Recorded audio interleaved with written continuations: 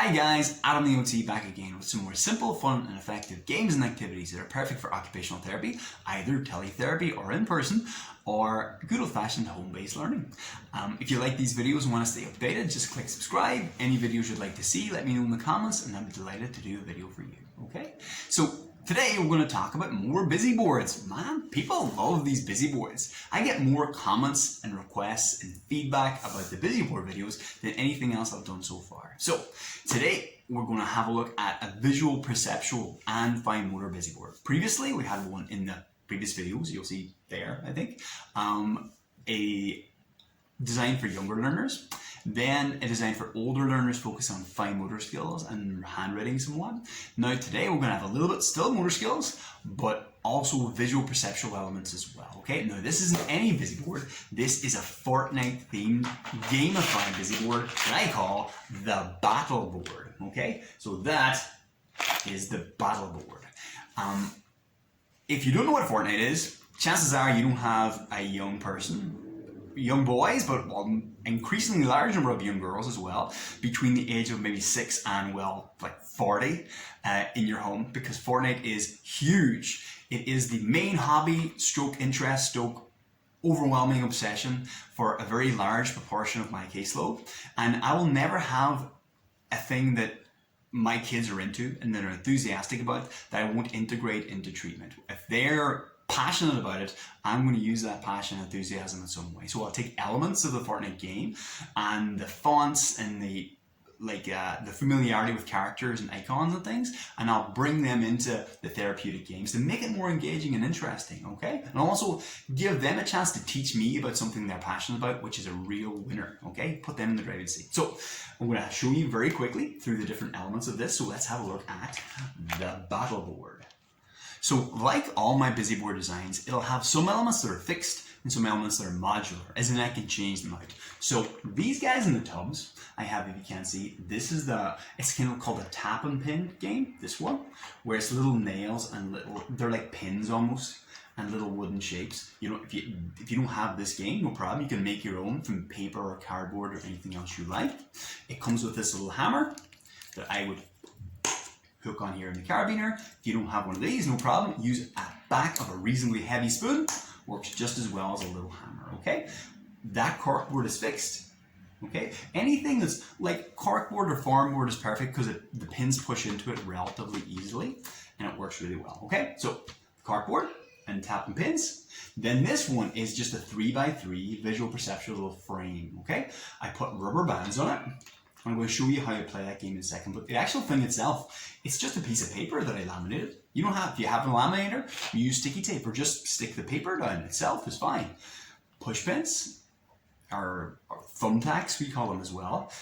If you're worried about them coming out, here's a pro tip. Put a little bit of super glue on the dot. So I just put the dots on here, 3x3 dots with the black marker. Put a little super glue on the dot and push the pin into the glue. So then it's pushed in and glued in, and then it definitely won't move, okay? So what I'll do with this one is inside my loot crate over here. The loot crate is actually, you can just use a tub, but I had this as actually like an old business card holder, and it's perfect for holding my little card activities. So I just make these as well. So this is just a piece of paper that I drew 3x3 black dots on. And then with the same color markers as the rubber band, okay, so I get the markers the same color as that. I'll just draw different shapes, give the child the card. Then they take the rubber band and they have to match the design on the card on the pins. Really straightforward, very engaging actually. The kids really like that one. And then you can keep changing the cards. So they pick out 3 cards at random, and they have to keep changing the designs. And then when they take it off too, they have to see which rubber band is on the top layer. So we have to, there's a little bit of visual perceptual and quite a lot of like those visual motor integration sort of skills that go into this as well, okay? Very nice little game, very, very simple. I'll always have a little clothesline as I call it. So that's 2 little hooks with a rubber band between. I can do a lot of pegging and hooking activities on the clothesline. I'll show you one of that. Again, we'll go back to my little business card holder and let's have a look at the loadout. So inside here, I have printed out loads of these. I have like 50 of these, and they're the pictures of the little items, the inventory items, and the guns, and the little tools that they use in the game.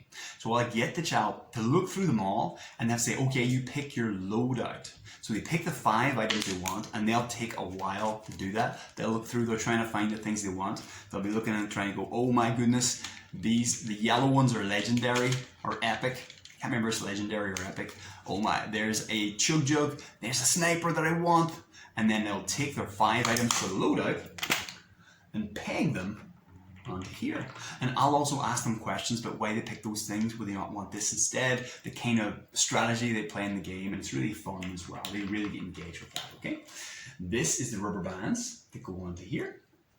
These are just coins in this tub. And this is a lace that will be used with the straws, okay? The lace to use them with the straws, I also have a pair of scissors, carabiner over here. I'll snip the straws into small pieces, and then just lace them on together. Sometimes we'll make it a bit more visual perceptual by giving them a designed copy. So maybe having 2 whites, then a red, then 2 whites, then a red, or anything similar to that. So you see like that. To attach these, if you haven't seen my other busy board designs, I will just take a straw, cut it down the middle, and that's the perfect way to hold the next straw. Okay, and I'll just use one and replace it. I like using plastic straws, paper straws ideally, because it's just nicer. You don't want to go through so many plastic straws, okay? Lovely stuff. When I want to do a little more physical stuff, I also, in my cards here, have a huge collection of dances.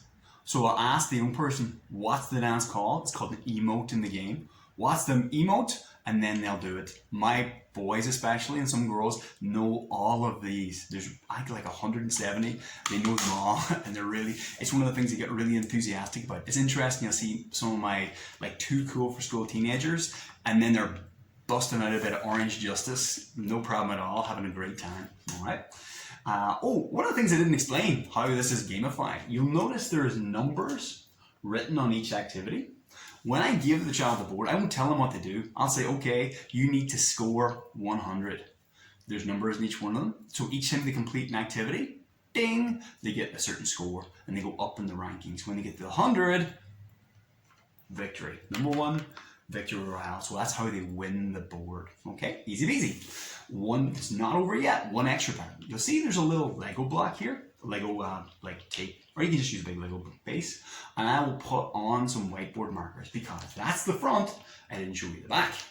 On the back of the board, I will always have, this can be like a plastic sleeve you would have in just like a ring binder, or what I use is actually this is an unlaminated laminate page, because it's kind of textured. It's slightly like matte on the inside, not gloss, so the paper doesn't slip. I'll get the young person to take the whiteboard marker, and I'll put any visual perceptual page I want here. So this is a word search, and I actually did this exact activity with someone on this board recently, and then when they finish the word search, I will just take that. So say they're found the things, there's shield, they found shield, they got all the words that they're happy with, okay? Then that wipes straight off. Wipe. I don't have to throw away the paper because the paper is untouched. I can use that again and pull that off, and I'll have my next activity underneath. Okay, really easy. So you only need one. You can use the same page for the same activity over and over and over.